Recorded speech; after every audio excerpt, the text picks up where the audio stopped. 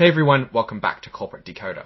Today we are diving into a report from VistaOne, and let me tell you, it involves a bit of financial wizardry, but nothing suspicious. Maybe. You will get to judge that for yourself. This report is about VistaOne, selling a bunch of partnership units, basically pieces of the company, to investors. We will look at how much they sold, how much money they made, and what it all means for the company's value. It's like a financial checkup, and we are the doctors. Before we dive in, if you find value in getting straight insights from these types of corporate documents, make sure you're subscribed. Also, come join the discussion in our Discord community. The link is in the description below.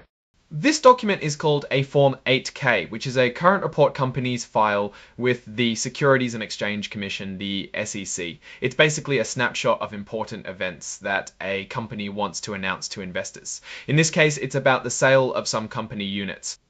This report is dated May 30th, 2025, which means the events it describes happened around that time. It's like a news bulletin giving us timely information about the company. The company we're talking about is VistaOne LP. It's a limited partnership, which is a specific type of business structure, kind of like a corporation, but with some different rules about how profits and losses are shared. Here is the main event. Under item 302, the report talks about unregistered sales of equity securities. In simple terms, VistaOne sold some of its ownership pieces called units without registering them with the SEC.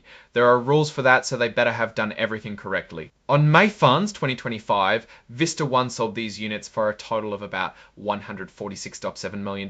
That's a lot of money. It means they brought in a significant amount of capital by selling off pieces of the company. Now let's look at the specifics. This table breaks down the different classes of units they sold and how much money they got for each. They sold 990,534 Class A/B units for $25.68 million. That's the first category. Next, they sold 385,642 Class A/D units for $1. So good. Then comes 3,258,779 Class AI units for a whopping $84.5 $52 million.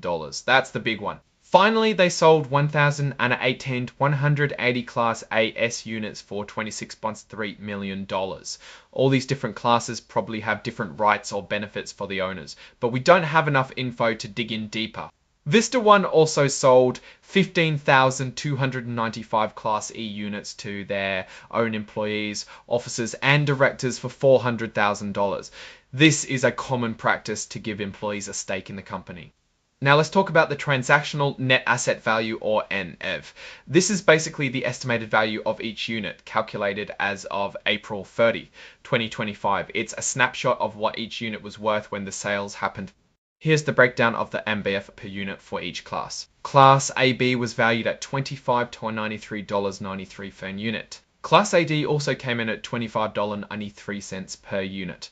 Class AI was slightly higher at 25 to 94 cents per unit, small change. Class AS was a little less at 25.92 cents per unit, again small change. And Class E, the ones sold to employees, had the highest value at $26.15 per unit. This line says that as of April 30, 2025, some classes of units like BDIS or V weren't even out there. It means those unit classes weren't being actively traded or held by anyone at that time.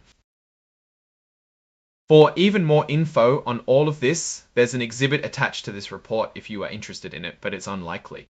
And this section lists the exhibits attached to the report, including more details on the transactional net asset value.